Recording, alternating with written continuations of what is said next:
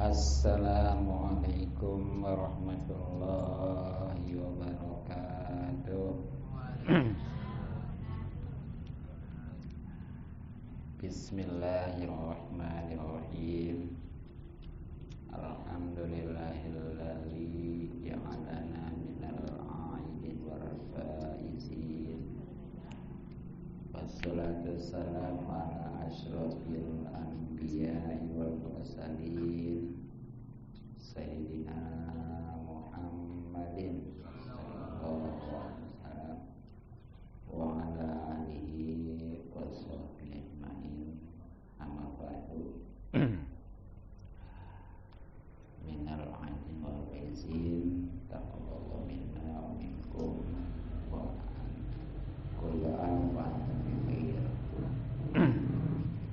Yang sama-sama kita hormati dan kita cintai,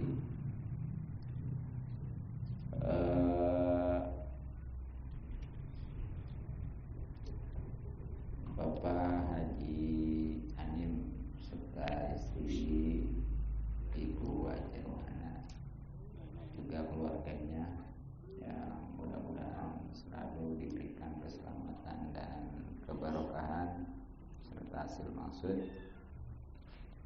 Pada Bapak RT yang mudah-mudahan selalu diberikan hidayah atau petunjuk oleh Allah Subhanahu wa taala. Pada para bapak, para ibu, hadirin wal hadirat yang mudah-mudahan kita semua selalu dimuliakan dan diberikan taufik serta hidayah dan petunjuk oleh Allah Subhanahu wa taala. Puji syukur dari sama-sama kita panjatkan kepada Allah Subhanahu wa taala atas limpahan nikmat yang begitu banyak, terutama nikmat sehat dan hidup, terlebih lagi nikmat yang paling agung, yakni nikmat iman dan Islam.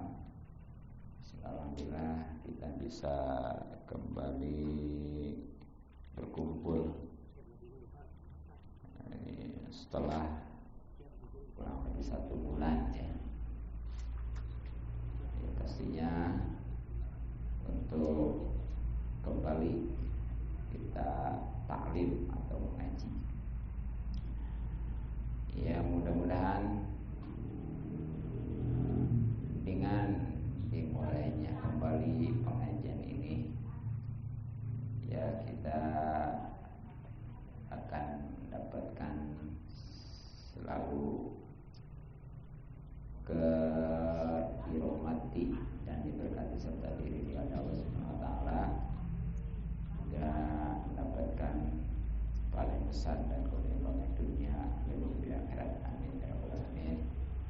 Karena dengan aja alhamdulillah kita bisa silaturahmi ya, sehingga insyaallah rezeki kita dimurahkan dan dibanyakan serta dibarokahkan, umur kita dipanjangkan dalam keadaan sehat lahir batin. Dan tadi kita sempat ya untuk membaca hadiah puji Idul Surah Yasin kepada para ahli kubur kita, yang mudah-mudahan diampuni dosa-dosanya, diterima amal ibadahnya, serta yang paling utama diridhoi oleh Allah Subhanahu wa taala. Terlebih lagi pada kebutuhan ngaji yang insyaallah nanti ya, saya akan sampaikan selawat dan salam, mudah-mudahan selalu tercurahkan kepada junjungan kita yang Nabi besar Muhammad sallallahu alaihi wasallam, dan kepada para keluarganya juga sahabatnya, kemudian pengikutnya sampai hari kiamat. Mudah-mudahan kita selalu termasuk di dalamnya dan dapatkan syafaatnya. Amin ya rabbal alamin. Jamaah banyak salim pada Allah. Momen pembukaan kembali kajian pengajian kita agar istiqomah ya. Jadi sekali lagi mudah-mudahan dengan mulainya kita kembali ngaji ya, kita bisa istiqomah. Artinya istiqomah itu terus-terusan. Karena biasa ya. Bahkan lebih baik daripada 1000 karomah. Karomah itu yang diberikan, yang dianugerahkan kepada wali Allah. Akan kita mah boro-boro wali Allah ya, solih juga alam. Ya paling wali murid ya, wali nikah kali. Ya, tapi ternyata dengan istiqomah insya Allah kita akan mendapatkan karomah tersebut, bahkan lebih baik daripada 1000 ya. Makanya kita harus usahakan, namun supaya jadi motivasi untuk istiqomah, saya akan sampaikan beberapa keuntungan ngaji, dan ini langsung saja ya kesimpulannya yang sudah saya rangkum dari hadis-hadis. Nah, diantaranya keuntungan ngaji itu mendapatkan pahala wajib, berarti besar, karena memang yang namanya ngaji itu hukumnya wajib ya. Tholabul ilmi faridotun ala kulli muslim gitu. Menuntut ilmu itu wajib atas tiap-tiap muslim laki-laki. Nah, di sini di dalam lafaz faridotun ya, itu bukan te marbuto, apalagi te tanis ya. Tapi te mubalaghah yang artinya sangat wajib gitu. Jadi kalau sholat itu wajib, ngaji lebih wajib lagi. Ya terbukti waktu Isra Mi'raj kan itu sholat sudah diperintahkan ya, dan sebelum subuh sudah kelar.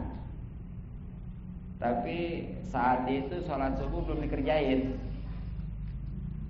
Nah begitu johor baru tuh. Kenapa? Karena ilmunya belum ada. Nah menjelang sholat zuhur tuh baru di situ malaikat Jibril yang menyampaikan wahyu tentang ilmu sholat, baru sholat zuhur dikerjakan. Jadi di dalam Islam ini sholat yang pertama dikerjakannya, yang 5 waktu itu zuhur, bukan subuh. Gitu. Nah dari sini jelas karena saking wajibnya menuntut ilmu ya. Kemudian di belakangnya itu cuma kata-kata muslim, artinya muslim laki-laki ya. Walaupun ada juga sebagian hadis pakai muslimatin, tapi yang sahih itu, yang benar-benar itu hanya muslim aja. Nah ini walaupun artinya kan muslimah laki-laki ya, kalau perempuan muslimah. Nah di sini walaupun nggak disebutin muslimatinnya, ini sudah mencakup. Jadi jangan lah itu membuat lelaki doangan.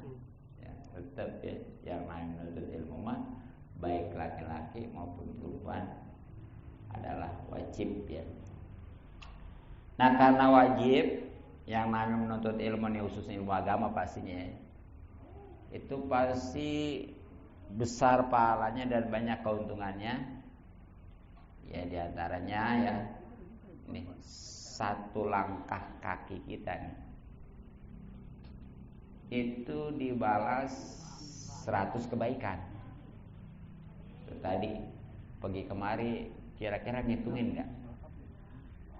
Ntar pulangnya ya hitungin. Jadi kalau umpamanya 100 langkah, tinggal kaliin aja berapa tuh? 1 langkahnya 100 kebaikan. Ya kalau 100 langkah berapa tuh? 1000 ya? 10.000 ya, benar 10.000 tuh ya. Kapan lagi ya cari kebaikan ya? Nah itu. Terus yang keduanya nih, keuntungan ngaji, insya Allah diampuni dosa-dosa yang lalu. Bahkan sebelum kita melangkah, ya, kalau memang udah niat mau ngaji, tadi tuh itu udah diampunin. Alhamdulillahirabbil alamin tuh ya, luar biasa. Bahkan nih ada dosa-dosa yang nggak bisa diampuni dengan sholat, puasa, haji, dan jihad sekalipun. Ini dosa ada nih ya, padahal mah orang sholat, puasa, haji, bahkan jihadnya, tapi itu masih belum diampuni dosa itu. Nah itulah dosa ngaji, nggak ngaji maksudnya gitu ya. Ya karena memang walaupun dia sholatnya rajin, puasanya, hajinya, bahkan jihad ya, kalau nggak ada ilmunya mah boro-boro dapat pahala keuntungan ya, saya juga kagak, bahkan kewajiban juga belum gugur, jadi masih dosa aja dia ya. Dianggapnya mah oh saya udah sholat, padahal mah kalau nggak ada ilmu tetap aja. Iya kalau sambil ngaji mah nih, walaupun kita masih banyak yang salah, masih baik yang belum tahu, insya Allah dimaklum. Apa sebabnya? Sebab ada harapan tahu. Nah kalau nggak ngaji, sementara dia belum tahu, kapan taunya? Kan gitu ya? Kapan ngajinya? Iya. Nah itulah caranya. Nah, terus nih kalau kita udah diampuni dosa-dosa nih, alhamdulillah. Insya Allah nih hikmahnya nih, hikmah kalau dosa-dosa udah diampuni nih, dalam ibadah juga semangat ya. Karena apa? Jadi beban kita ini nggak ada tuh. Jadi yang memberatkan malasnya orang itu ibadah itu karena dosa ya. Makanya kalau lagi malas paksain, jangan diikutin ya. Malah Imam Ghazali mah tuh ya, jadi kalau sebelum ibadah dia ngebanyakin istighfar. Supaya apa? Supaya dosanya diampuni, sehingga nggak malas lagi gitu. Nah kita mah kadang-kadang diturutin ya. Alhamdulillah men. Nah terus kalau orang sudah diampuni dosa mah, insya Allah dia mudah menerima dan memahami pelajaran serta hafal ya, bahkan ya. Ya karena memang hatinya udah bersih. Makanya tuh kalau yang bebel-bebel tuh ya, yang umpamanya kadang-kadang dia pelupa gitu ya, itu banyak dosa. Makanya orang kalau orang pelupa itu banyak hutang. Bisa jadi diantaranya ya. Iya. Kalau ngomong suka benar. Iya. Makanya tuh kodenya mah kalau kita lupa ya, astagfirullah gitu ya.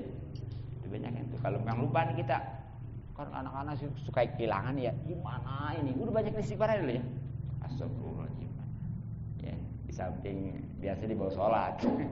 Kalau dibawa sholat itu kadang-kadang jangan lupa juga, ingat lah gitu ya. Tapi jelas itulah karena dosa itu ya.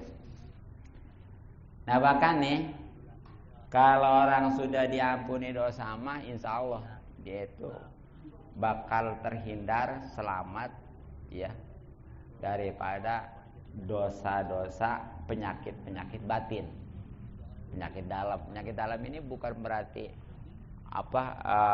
kanker, bukan ya, bukan penyakit jantung, bukan. Itu masih kategori penyakit batin, johir itu mah ya. Jadi batin mah nih macam sombong, hasud, dengki itu ya. Nauzubillah ya. Nih kalau penyakit lahir mah, kalau kita sabar nih ya, itu insya Allah jadi penghapus dosa, jadi pengangkat derajat, bahkan jadi kebaikan. Itu kalau kita sabar ya. Tapi kalau penyakit batin disabarin, wah celaka ini ya, dunia akhirat. Tapi kenyataannya nih orang, kalau penyakit lahir mah itu nggak boleh sedikit ya. Ya buru-buru aja berobat, bener nggak? Puyang, baru juga puyang, langsung buru-buru beli obat ya. Iya, batuk begitu ya, buru-buru. Bahkan kalau seandainya sampai perlu dioperasi, itu nggak peduli, dibelain karena pengen baik gitu ya. Tapi giliran penyakit batin nih, itu boro-boro dia berobat, diobatin juga nggak mau. Contoh, kalau ada orang sombong dinasihatin, kira-kira gimana? Marah dia ya. Ada orang hasut, dengki, dinasihatin, marah kan ya? Padahal itu tujuannya ngobatin.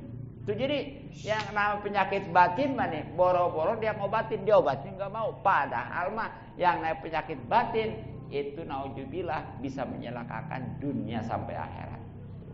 Makanya ya, kita bersihkan nih badan kita dari dosa-dosa, diantaranya dengan ngaji insya Allah ya. Nah kemudian diantara keuntungan ngaji adalah insya Allah ini lebih baik daripada sholat semalam, bahkan lebih utama daripada sholat sunnah 1000 rakaat. Kira-kira ada nih yang sholat sekaligus 1000 rakaat nih. Saya juga belum pernah, terserah aja ya. Boro-boro orang biasa ya, kiai juga, ustad bahkan kiai juga walam ya. Apalagi sampai semalaman tuh, atau bagaimana ya, kapan tidurnya ya? Habisin tenaga ya. Nah ternyata nih kita ngaji, walaupun sejam nih ya, insya Allah ya. Ya walaupun banyak. Berapa lama yang asal ngaji aja dah, itu ternyata lebih baik dari sholat semalaman dan lebih utama daripada sholat 1000 rakaat. Oh alhamdulillahirobbil. Tapi jangan mentang-mentang udah begitu, udah bukan, nggak mau sholat lagi, ya nggak mau ngaji juga sama gitu ya. Udah ngaji ini terus sholat juga kagak lagi. Lah saya mah sekali ngaji gak katanya gue udah 1000 rakaat gitu ya. Oh, siapa yang udah sholat 1000 rakaat gitu ya? Iya udah 1000 rakaat. Iya, jangan sampai gitu ya. Nah gitu. Kemudian yang keempat nih, keuntungan ngaji itu lebih disukai oleh Rasul daripada ibadah 1000 tahun. Kira-kira nih, ada orang zaman sekarang yang umur 1000 tahun. 100 tahun juga susah ya. Seandainya dia itu katakan sampai 100, jarang-jarang juga, kira-kira dipakai ibadah enggak? Belum tentu ya. Banyak lolos. Iya banyak lolosnya. Seandainya ibadah juga belum tentu sah, benar enggak? Karena apalagi enggak didasari dengan ilmu ya. Tapi ini dengan ngaji nih, walaupun kita sebentar, itu lebih dicintai, ya berarti lebih utama ya daripada ibadah 1000 tahun yang udah yakin diterimanya nih. Tapi jangan gara-gara gitu ya nggak mau ibadah lagi ya. Nah, jadi tetap ngaji ya memang itu modal ya. Nah ibadah kita jalani. Kemudian yang kelima nih, keuntungan ngaji lebih baik daripada memerdekakan 1000 budak. Tahu memerdekakan, membebaskan ya. Terus budak, tahu budak? Budak ini orang sih, manusia. Tapi dia mah bisa dijual belikan. Kalau laki-laki namanya abid, kalau perempuan namanya amat. Kalau di kita mah amat laki ya. Jadi kalau bahasa Arab itu ya. Jadi kalau laki-lakinya abid, kalau perempuan namanya amat ya. Itu manusia biasa. Tapi bisa dijual belikan ya. Dia mah usaha serajin apapun bukan buat sendiri tapi buat tuannya yang punyanya itu ya. Nah ini sekarang enggak ada. Apa sebabnya? Sebab sudah dibebaskan oleh para sahabat ya. Karena apa? Pahalanya gede. Keuntungannya apa? Nih kalau orang ngebebasin satu budak aja, dia dijamin dibebaskan dari neraka. Coba. Siapa yang nggak mau ya? Tuh. Kalau dia nggak bebasin satu budak, dirinya nih yang nggak bebasin, yang memerdekakan, dimerdekakan juga, dibebasin juga dari neraka tuh. Makanya nggak ada sekarang udah. Ya. Jadi boro-boro sampai 1000 di satu juga sekarang susah karena nggak ada budak ya. Tapi ternyata dengan ngaji nih kita itu mendapatkan pahala ya lebih baik daripada membebaskan 1000 budak tuh. Berarti kita udah dijamin bebas dari neraka. Tapi jangan gara-gara gitu semuanya lagi maksiat. Iya. Nah kemudian yang keenam nih, keuntungan ngaji adalah lebih baik, lebih utama daripada kalau nengokin orang sakit namanya ngejenguk apa ngelayan? Ngejenguk ya? Iya. Ngejenguk 1000 orang yang sakit. Nih. Kita jangankan umpamanya satu kesempatan ya. Kayaknya kalau nyampe ngejenguk 1000 orang perlu beberapa waktu ya? Iya. Ya kadang-kadang kita mah nggak kaur aja gitu ya. Iya. Jangankan istilahnya orang mana-mana, orang dekat juga, tetangga juga ya. Emang kudunya kalau yang bisa langsung 1000 mah langsung ke rumah sakit ngejengukin. Baru ketemu semua. Baru ketemu semua kali ya. Ketemu semua. Iya. Ini yang namanya ngejenguk orang sakit. Itu Pak, keuntungannya banyak, di antaranya nih doanya dijabah. Makanya tuh kalau kita ngejenguk orang sakit jangan ngajakin ngomong aja ya. Doain. Ini mah bagaimana ya? Udah sehat belum? Ya, lebih baik ngedoain daripada cuma nanya-nanya gitu ya. Ya, itu dijabah itu ya. Ya Allah gitu ya. Kalau bisa mah saya berpegang palanya gitu ya. Jadi di hati tuh minta ke Allah ya. Ya Allah sembuhkanlah dia gitu ya. Gitu kan. Nah itu satu juga ya. Nah apalagi ini sampai 1000 nih. Itu bisa kita dapatkan dengan ngaji gitu. Kemudian yang ketujuh, keuntungan ngaji adalah lebih utama daripada melayat 1000 jenazah. Nah, waduh ini mah kalau musim tsunami mah mungkin Covid kemarin lah ya, itu juga kayaknya nggak nyampe 1000 ya. Kalau lagi begini-begini mah perlu lama waktu ya.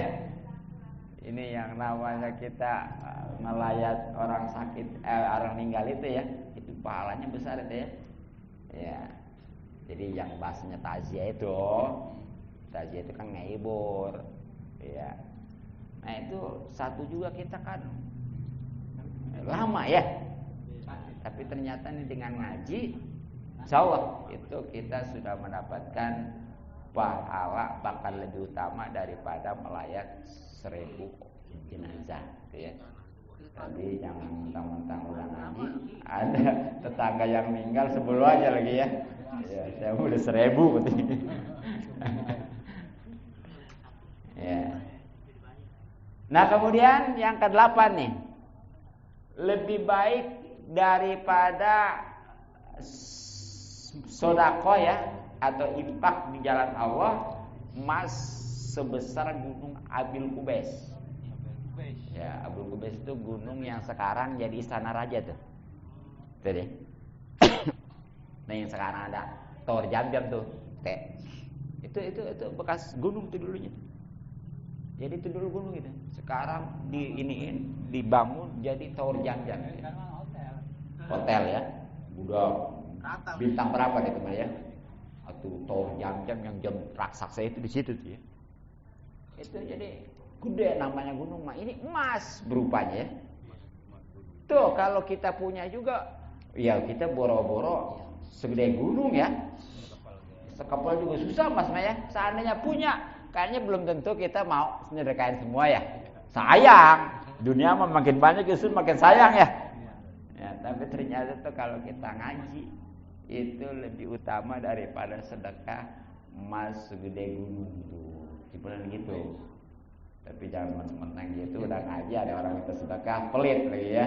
Lah, gak mau udah ngaji, belum mau sedekah paling 1000, 2000, 10.000 paling juga ya. Kalau gua mau udah segede gunung, emas gitu ya. Nah, terus yang kesembilan, keuntungan ngaji insya Allah didoakan oleh burung-burung, kemudian ikan-ikan, bahkan binatang buas. Ini yang namanya burung-burung itu tanpa kita sadar, ketahui ya, itu ternyata ngedoain ke orang ngaji. Ikan-ikan juga. Makanya tuh Syekh Nawawi Tenara, ini yang insya Allah beberapa waktu lagi dihaulkan ya di Tenara nih. Makamnya mah di Mekah, soalnya di Makla ya. Itu ada di pojokan tuh. Ya. Yang waktu digali itu masih seger, boro-boro jasadnya kapannya, bahkan sempat senyum segala. Bagaimana ceritanya ya? Kicep tuh kayak orang hidup gitu. Kabur gitu ya. Nah, itu emang kenapa? Digali ya. Itu tadinya mau bikin jalan tol tuh. Ya. Iya, itu lebah itu rubuh lagi, enggak di atas jalannya mah. Di atas dipanggil. Iya. Tadinya mah mau dilurusin. Tapi lebah itu rubuh lagi, penasaran. Iya, barang digali, rupanya mah ada ini. Akhirnya sekarang lebah itu belok. Iya. Itu. Ini enggak bisa pindahin gitu. Bisa ya. Gitu ya. Itu Syekh Nawawi diantaranya dia mah nggak makan ikan, bukan nggak doyan, nggak makan. Apa sebabnya? Mungkin kesannya kalau umpamanya dia makan ikan, entar yang nggak doainnya kurang. Biasanya makan ikan deh. Ya. Kita mah jebor. Gitu ya. Itu Syekh Nawawi. Ya. Bahkan nih binatang buas ya, itu kalau melihat di YouTube saya binatang buas itu apalagi yang namanya singa ya. Kebo gede juga itu ukurannya habis gitu ya. Kayak harimau gitu ya. Tapi ternyata tuh kalau ke orang ngaji mah itu nggak doain. Kayaknya insya Allah Din, walaupun ada singa, ada macan, kalau rajin ngaji mah nggak bakal digigit lu ya. Jangan doain. Terbukti. Iya. Nah, selanjutnya ya. Yang ke-10, keuntungan ngaji itu insya Allah mendapat ketenangan. Ini kalau benar-benar ngajinya ikhlas ya, itu dia walaupun tadinya galau tenang. Gitu. Ya, ini terbukti saya nih. Ya terus terang. Pokoknya ini di rumah lagi ruwet ya, bahkan lagi mual gitu ya. Itu kalau pakai ngaji baik. Alhamdulillah gitu ya. Bukan ngaji aja.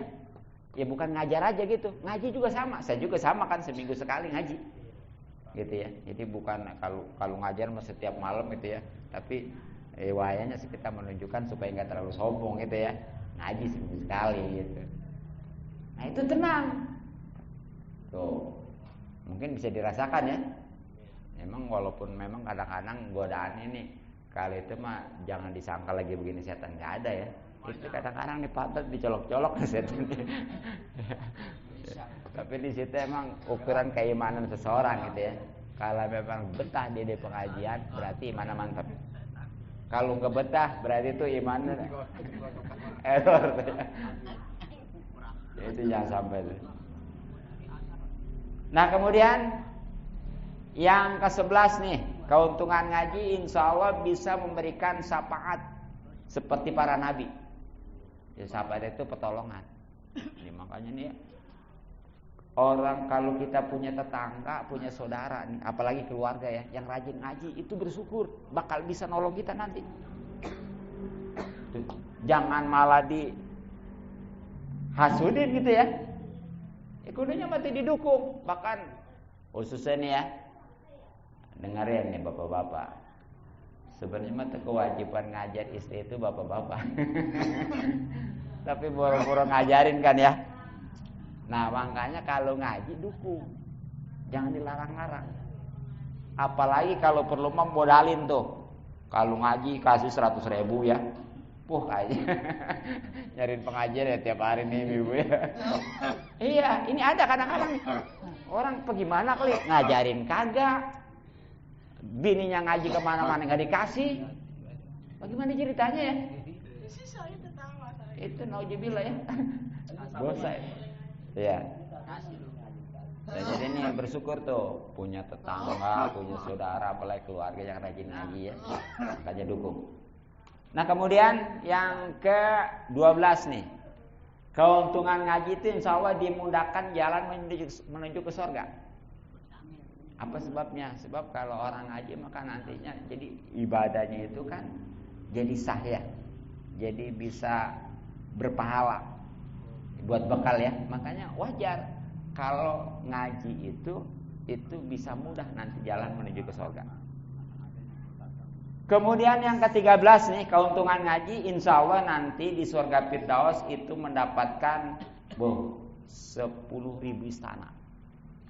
Tahu istana? Di Indonesia mungkin 2 istana ya. Istana Bogor sama istana Jakarta doang ya? Iya. Itu juga rebutan aja tuh ya. Nah nanti mah bukan lagi 2 ya, 10.000 tuh. Ini bagi orang yang ngaji nih. Kalau nggak ngaji nggak dapat tuh ya. Oh pokoknya mah di sorga bakal diaret jadi orang kaya dong pokoknya ya. Nah terus yang ke-14 nih, nanti orang yang ngaji mah itu masuk surga khuldi. Khuldi itu yang kekal ya, yang namanya surga kekal. Bahkan mendapatkan dia diberikan 100.000 kota. Nah kalau kota mah banyak emang nih ya. Ada kota Tangerang, ada kota Serang ya. Kan banyak ya. Iya. Tapi itu boro-boro dimiliki oleh seorang ya. Ya, nggak ada. Emang itu punya wali kota? Bukan. Ya, punya sama-sama ya. Nah, tapi nih nanti nih di akhirat benar diusul di surga khuldi bagi orang yang suka ngaji di dunia itu nggak tanggung-tanggung, dikasih sampai 100.000 kota. Wow, pokoknya mah miliarder lah pokoknya. Kemudian yang ke-15 ya, orang yang ngaji itu nanti dia masuk surga ma'wa. Ada tuh surga yang namanya surga ma'wa ya. Itu mendapatkan 300.000 derajat. Derajat itu semacam tingkatan ya dari inten. Waduh, kita boro-boro ya tangga dari inten ya di dunia mah ya. Iya, mahal kan harganya inten mah ya. Tapi di sana nanti bakal jadi tangga ya. Ya bahkan bukan lagi 1, 2 sampai 300.000 tuh. Nah itu ya, di antara keutamaan ngaji ya sebenarnya masih banyak lagi ya. Karena waktu ya di antaranya kan dengan ngaji nih walaupun kita hanya sekedar ngedengerin doang nih ya, nggak nulis, nggak apa, itu insya Allah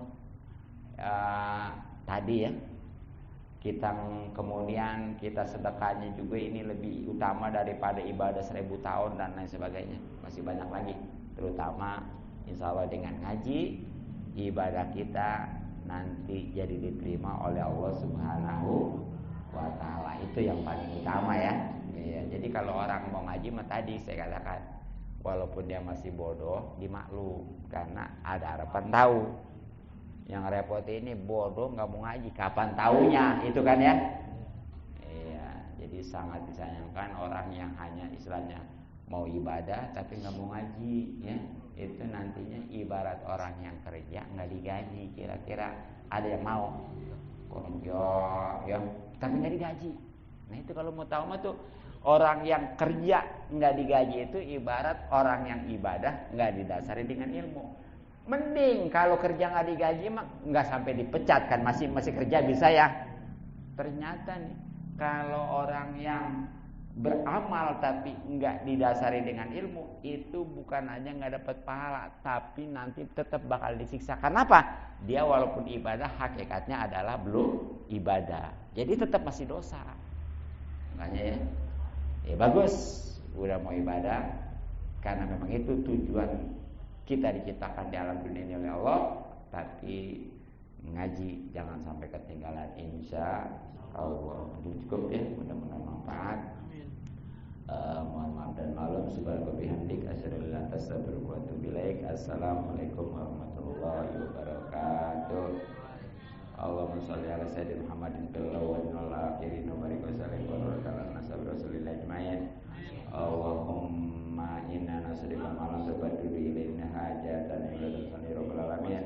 Allahumma rizqna fahman nabiyyin wa hidul sunnah malaikatil muqarrabin. Allahumma qulubana bi nuril hidayah kama nawat Allah bi sabtika barana bala. Allahumma nas'aluka ilman nafi'a wa amalan mutaqabbalan tayyiban katsiran mubaraka. Allahumma inna nas'aluka ridhal jannah wa na'udzu min sakhatikal nar. Allahumma rabbana taqabbal minna salatana wa siyamana wa qiyamana wa qiraatana wa ta'abbana katsiran ya Allah bi rahmatika ya arhamar rahimin. Allahumma ja'alna minal aidin wal faizin wal maqbulin. Allahumma asil maqasidan fi dinina wal akhirati balik min khair. Rabbana atina fid dunya hasanah wa fil akhirati hasanah wa qina adzabannar. Sallallahu alaihi wa sallam ala jamil. Alhamdulillahi rabbil